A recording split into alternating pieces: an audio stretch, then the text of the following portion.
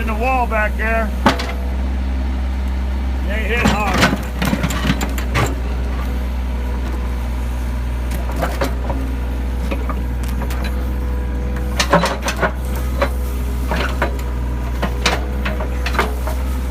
This is an example of what a helical pier will not push through.